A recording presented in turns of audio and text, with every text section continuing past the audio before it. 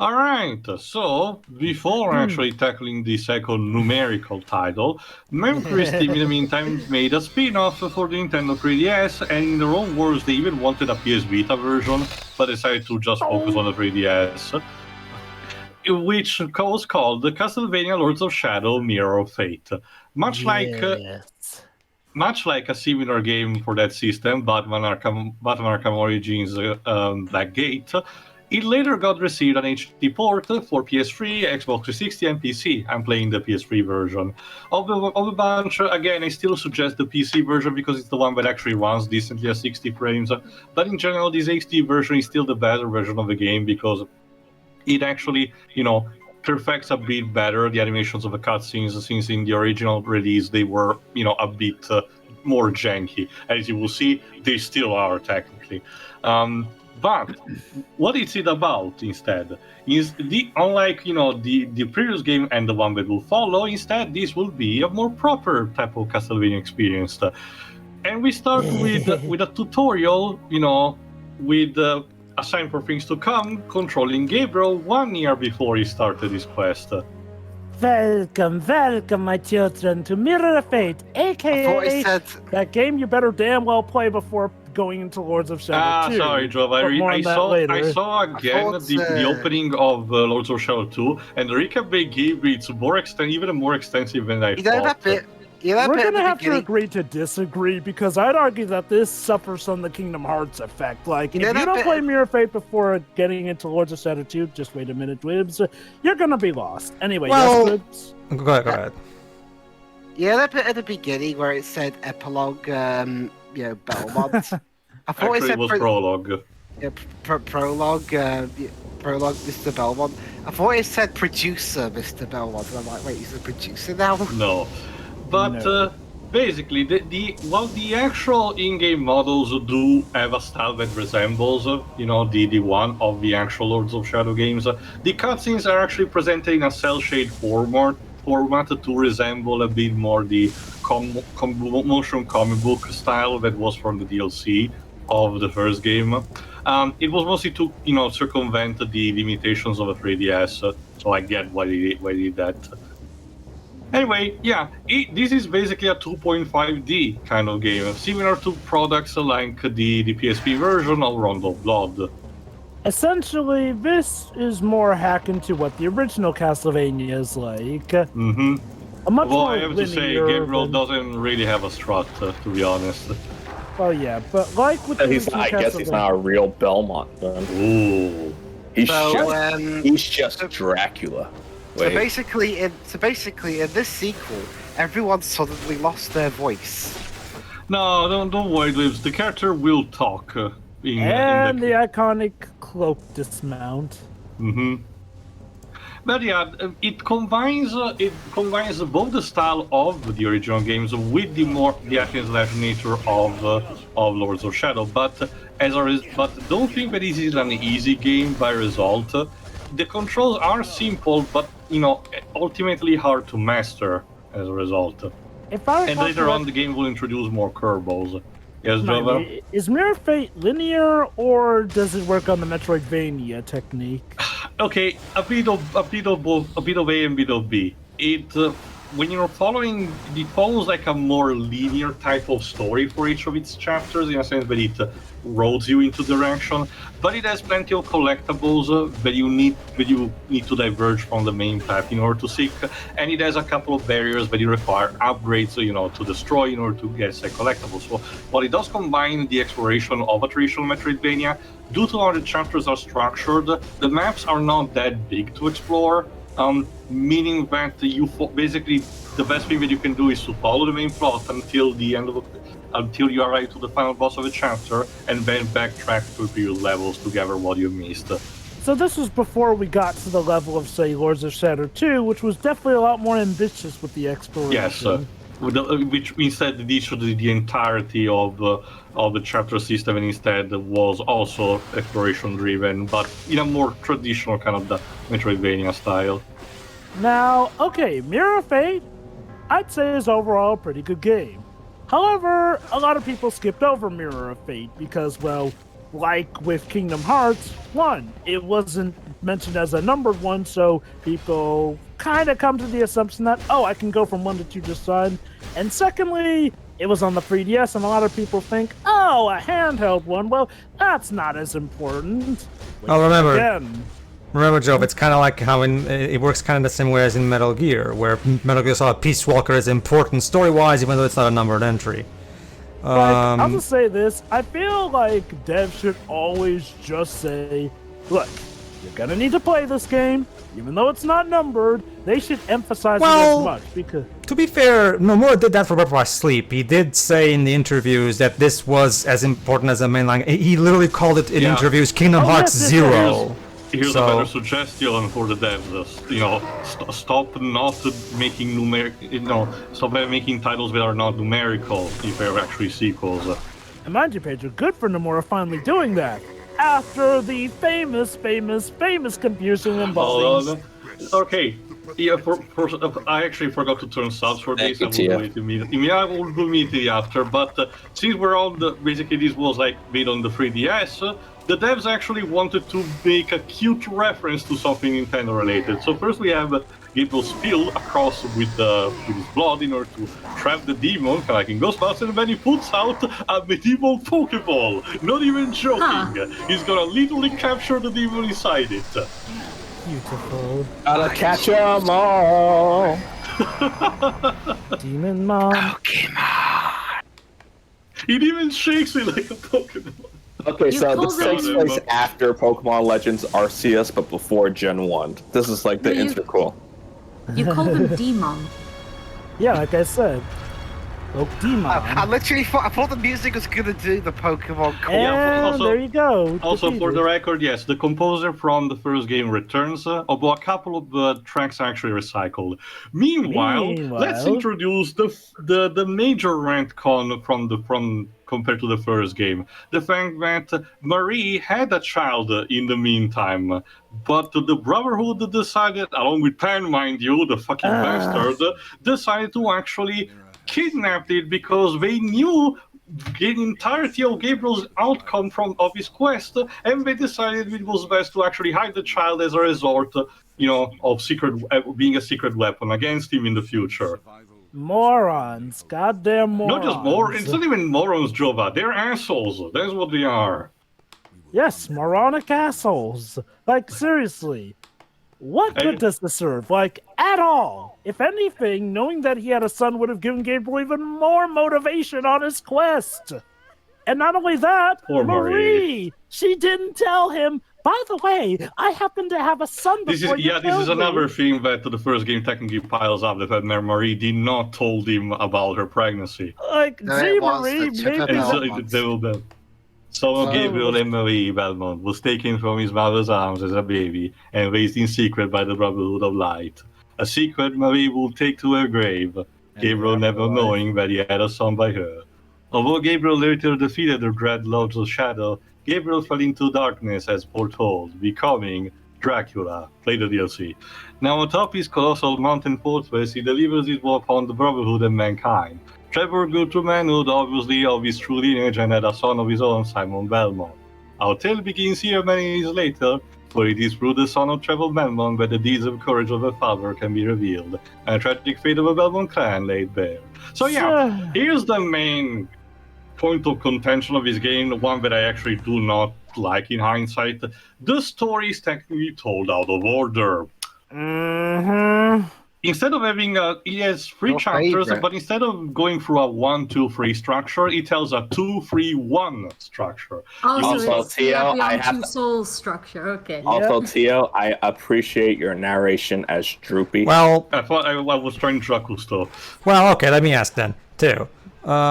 Is there an actual reason why they choose behind? No. Technically, yes, because it's kind of a plot twist tied to between chapter 2 and 3, but it's a very telegraphed one, to be honest. You can see it coming from a mile away. Well, okay. That depends. Like, if you consider a plot twist being a good enough reason, I personally don't, because, look... I mean, it's better than having just done it for the loot, I guess. I'll just say this, it would have been much better if they just told it properly or whatnot. Like, and again, mind you, You arguably do need to play this game to get the best experience out of Lords of Shadow 2. Yes, Lords of Shadow 2 technically does have a recap, but it's akin to Kingdom Hearts 2 without playing Chain of Memories. Your enjoyment is not going to be nearly as good. 2 doesn't give a recap at all about Chain of Memories, Jova. Okay, Jova, I put in 30 minutes, no, like 2 hours into Chain of Memories, dropped it, went to Kingdom Hearts 2, and I wasn't confused.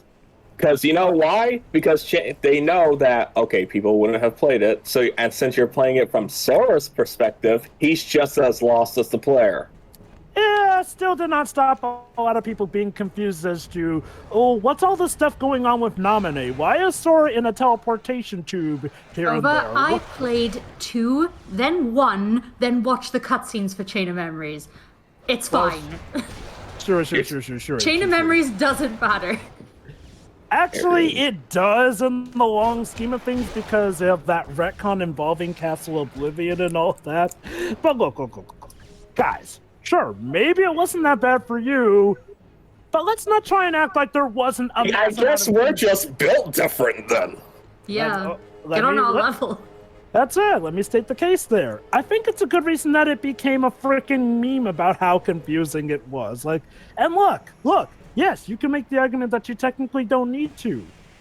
But I still argue if you want to get the best experience, you do need to with Chain of Memories and Kingdom Hearts 2. And I was confused as to, Sure. wait, why am I playing as Roxas? The problem... Granted, to be fair, even that, you have to play 358 over 2 days for, or all this Castle Oblivion stuff. That's here, why which, as Tio mentioned, the game does not try in any way to explain. That's why the HD collections were structured the way they are, where the first one, 1.5, has Kingdom Hearts 1, Chain of Memories, and the Days movie, which is basically the order that, I definitely recommend going through that order as well. So fortunately, thanks to the HD collections, things are much easier now, fortunately. Each character will have a set of sub-weapons of their own choice. In the case of Simon, is the traditional great, throwing axe. Yes, that's right. We start this game playing as... Shush. That's right. We start this game playing as the icon himself, the most recognizable protagonist of them all, Simon Belmont. Which, by the way, Belmont. Yeah, this redesign is very similar to the one that Mercury's team originally had. He looks like. All right, scroll, Dweebs. It was the elderly, then the men, women, and children until there was not a single person left standing. Not long after the tombstones began to move, neither the hard oak wood nor the heavy stones of their graves could prevent the return of the dead, so I can't finish the fucking... I assume, Tio, you're probably going to have me... Is this going to be a reoccurring thing? I assume, Tio, you're going to have me read the scrolls when we're playing as that other character. I was going to say... I'm not sure. Okay, I don't remember if I actually pick all of the scrolls, but that's the thing, Jova. They're not really important of who these people were. I was going to say before the scroll came up, this guy looks like a buff version of Willy. I was about to mention. Well, it's funny you mentioned that Dweebs, because they actually gave him a Scottish accent, the courtesy of his voice actor Alec Newman, although he was born in Glasgow instead. I recognize that. He's mostly a TV actor, but he started voicing in video game for a very long time. I recognize that actor. Also, anyway, Glasgow is Scotland. He was in Final Fantasy XIV, replacing one of Carl Herbert's characters. Anyway, he replaced Carl Herbert's voice, and he was in the Waterloo Road when they made the brilliant decision to shift it to Scotland from England. The accent you tried to do, Dweeb, sounded pretty Welsh almost. But Anyway, Tio, I asked because I assumed you were going about it doing the way that, in this sense, that it was essentially the character we're playing as reading the scroll this time, as opposed to much like we did in the first game. It's more about the person. Luckily, I had the reflexes to jump back in time and watch as the rest of my company tumbled into the abyss, and then I died later on anyway, so it was all kind of pointless. Also, okay. Alright, let me read the description in the meantime. Simon lost both of his parents when he was young. His father went to Dracula's castle and never returned, and his mother died protecting him from Dracula's wrath and fury unleashed upon the Brotherhood fortress to protect his village. Lost and alone, he was found in the mountain tribes of Walacchia and raised as one of them. Having reached maturity, this fearsome barbarian, the son of Trevor Belmont, is finally ready to avenge his family and destroy the rule of the dragon forever. Yeah, Wow, sure. you kind of just gave away who his dad was. Simon's whip is made from various animal skins interlocking, forming a tightly woven pattern, and is often used by tribes in Walacchia. The lever is then reinforced with fragments of metal, which maintains its flexibility, yet it's strong enough to rip through armor, wood, and flesh alike. The throwing axe is perfect weapon to support the barbarian Walacchia, extremely useful against flying creatures and devastating when charged. They are capable of breaking reinforced armors and can even knock down bigger foes. Go on, Drova. I will not read the description of the enemies. So yeah, you gotta love how the bio pretty much gives away the big twist that yes, Simon's father in this continuity was Trevor Belmont, who fought Dracula and fell. Never returned. Which is like, I'm like, why couldn't we have just been showing this stuff in order? Oh, sure, yeah, there's that one other twist, but come on, you could have easily hidden that bit away. Actually, to be fair, Drova, I forgot if it's in this part already, but in the next one, someone himself will tell that his father has, came here and never returned.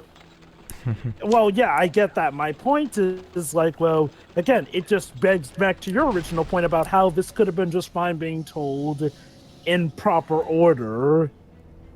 Just if they really wanted to keep that one particular twist, just cut away before that happens and then reveal it later in a flashback. Anyway, but what I was mentioning before that is that, again, this design of Simon is based on the original concept that Chris team had for the character before, switching to Gabriel properly. And incorporates both, don't jump there. It incorporates both the classic stuff and the design that the character started having with the artist Kojima, starting with the PS1 game, Castlevania Chronicles. And before you ask, no, not that Kojima. Yeah, I specifically mentioned the artist Kojima.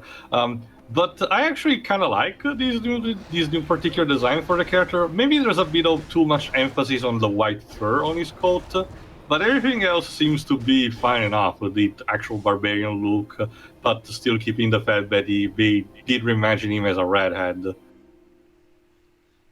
Yeah, this is the game telling you that you have points where you better come later with an actual upgrade, to get the trinkets that you want.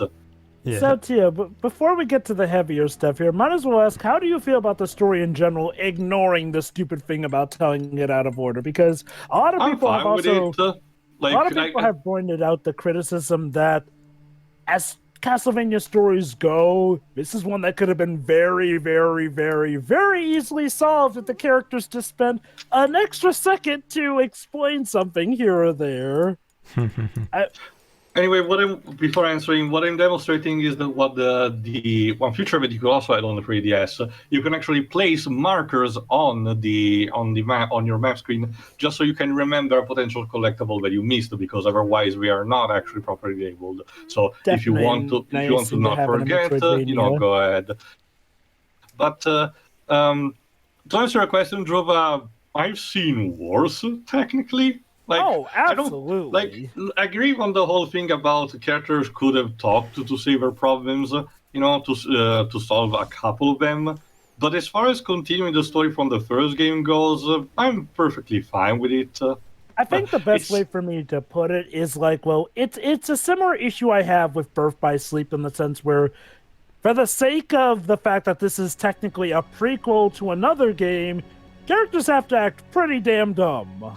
Well, okay, I disagree on that. Simon, at the very least, it's very competent in what he does. It's more like entangled into a set of events than anything. Oh yeah. Simon is, but all the other characters. Okay, I can think one instance where what you said applies, but not on a constant level, which was the thing that Turbo was easy infamous for. Okay, mind you, Tio, I said it's similar to Birth by Sleep. I don't mean to the same intensity, though. Mm-hmm.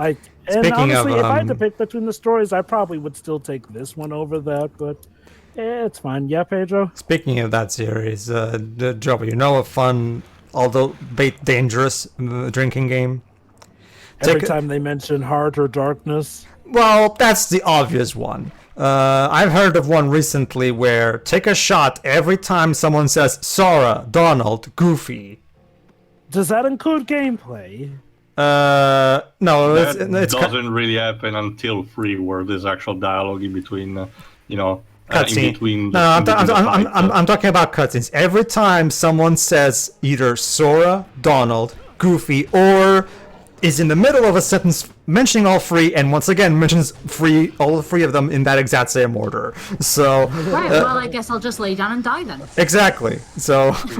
Especially in Kingdom Hearts 2, which is all about being a reunion in here and there. Anyways, I demonstrate if you charge up the axe weapon, you will actually stun the enemy, like the merman in this case, and you will be able to perform an actual takedown if you actually get close and use the grab button. Mm-hmm.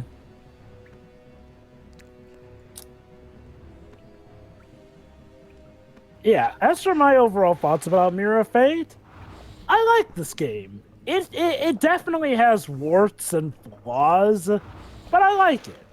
That also being said, the HD version, Konami actually did bother to try to market the HD version of the game when it actually got released, even though it was released like a few months, I think, before Lords of Shadow 2. But at the very least, they tried to do something about it. If I recall correctly, they did. Physical copies came with a pre-packaged demo of Lords of Shadow 2 to incentivize sales. And you know what, to give credit, around the time, even though you could argue it was a bit late by that point, Konami did realize, yeah, we should probably advertise Mirror of Fate because, well, big surprise when Lords of Shadow 2 came out, there was a lot of backlash about how the story didn't feel as complete without having played Mirror of Fate. So basically... So here's my question, though. Okay, granted, I think I know the answer, but how much a missed opportunity is it that, Konami didn't do what Square Enix did and at least give an HD re-release of the trilogy on PS4 and Xbox One? That's something that I did question a couple of parts in the first game. But yes, Dej, you wanted to say something? I'm willing to bet that they're going to do it after they're done with the Metroidvania stuff first. So basically, pull a Mega Man Legacy collection. With Konami, it's a bit harder to be sure about that, but you were saying, Pedro? So basically, based on what you told me, so apparently even this series follows the Kojima Productions tradition of having a game with a demo to a future game, basically. I mean, it's nothing new. That's nothing new, but Kojima Productions in particular was one of the more consistent developers of doing that. So... Remember, the first Zone of the Enders had a demo, an MGS2 demo. Yeah. The Zone of the Enders HD collection had a MGS Rise as a Metal Gear Rising demo. So yeah, there was also a kind of a Kojima Productions tradition of sorts with that. I guess now's much a good time to ask you, which is your favorite of the Lords of Shadow trilogy? Oh, that's actually a good question. I think I was asked this in the first game, but even so, like, my answer is still kind of the same. I'm not completely sure because, I can tell you that Mirror of Fate on a gameplay standpoint is my least favorite, technically speaking, even if it's not something that I technically hate. It's very simple due to the fact that it was developed for a console that could not hold that much for what it was going for. I can definitely see that Mercury's team could have afforded to make the game a bit bigger if they actually developed it for something else, and Samuel's Return did prove that they can pull a game of that scope for that kind of system, but fracturing this into 3 chapters also did not help. Now, that being said, I like both the first game and Lords of Shadow 2 for each of their own different reasons. Gameplay-wise, they're technically similar. They do provide different things to make them relatively separate, but the core combat and experience is technically the same. I just like them for different reasons. I'm not sure which of the two I would put, up more than the other. That being said, on an actual performance point of view, 2 is much better because it actually manages to stay consistently at 30 FPS. We will see in the future, but hold on. First, an actual cutscene. Who the hell are you? Unfortunately, our spirit here is not. None shall pass. Oh? What sorcery is this? It's the lights. Yes. I command you as a Belmont to stand aside. damn it. Yeah, Simon is not exactly the most intelligent of the Belmonts. So. Not enough. And yet, he's arguably, like we mentioned, one of the smarter characters in this game. That's a gesture. You do not need to see my identification. Kinda. I am to avenge the death of my parents. I mean to end the evil that rules here. Yeah, about that, Simon. I need to Lords of recover Shadow that 2 is a thing, and that takes place in the far future, so, All right, we're wouldn't exactly, put high Well, hopes on it's that. more of a matter of see how things will unfold rather than, jumping to a conclusion one way or another. So let me get this That straight. said, though, if... Go ahead. So in just one cutscene, that guy basically pulls a Monty Python Black Knight, a Obi-Wan Kenobi, and even does a a laughing old man again from Holy Grail disappearing. Yeah. So wow, that's quite the interesting trifecta in so few seconds. I wouldn't be surprised. Mercury's team do seem to be quite upgoing with their references. Yeah, they ought to be referential. I can see that. Oh, just wait till Lords of Shadow 2 with how referential that game gets. Mm-hmm. For me, one of my all-time favorite references, just because of how clever it is the one we saw in the King's Quest 2 remake, where they literally do that. Oh no, I love this cutscene. Okay, Simon is about to get a very important item, actually. So. And then they killed him. Like they would just kill Simon Belmont off. Meh, Like that. who cares? Really? Come on, my dude. Well, I That's mean, to be fair, he has no idea what it is or what it's supposed to do. Thankfully, it's just what he needed actually to break the stone. He just didn't know, what to do. Hey, Because you did it. inside there was this particular spirit, one that's dedicated to protection rather than attacking. How convenient. Hey, a half-naked spirit to help us out. That's There we nice. go. You can actually just... There you go. The spirit will have Simon block enemy attacks. However, every successful block consumes magic, and you have to replenish it if it runs out. To be fair, Simon was always one of the more blunt Belmonts, so... Giving this kind of shield makes sense. Yeah. Alright. But yeah, I'll admit, Simon was always kind of my favorite of the Belmonts. Like, well, even not just for the sake that he's, of course, first protagonist, so most iconic, but no, he was always the protagonist who, arguably, you could argue, was the first Belmont that Dracula actively feared, because Simon was just that much a Chad, yo. Yeah, he was like, fuck that guy in particular. Like, Simon was always the guy that you could tell Dracula just wanted to be done with the most out of him. And trust me, that is saying something considering a lot of the Belmonts he's faced. I think the only other Belmont that gave Dracula as much trouble was Julius Belmont, and that's because Julius was the one who put an end to him. Unless you get the bad... Trevor to some extent as well, considering, he brought him, Grant, and Cypher back for in Symphony of the Night. Like, they weren't the real things, but clones. Unless we're going off of the anime, in which, well... Yeah, Different continuity anyway. It's not an anime. I'm just saying. It's made by Americans. No, seriously, it's made by Frederator, and it's animated in Texas. Okay, so it's an anime. Yeah. There you go. The spirit also has a more practical use also for traversing, in this case, an actual acid waterfall. Thank you! That's And cool, I guess. Who is this half-naked spirit, you may wonder? I think I will read the description in the next part, otherwise I will just mention it. See ya. See ya. Yeah. Yeah.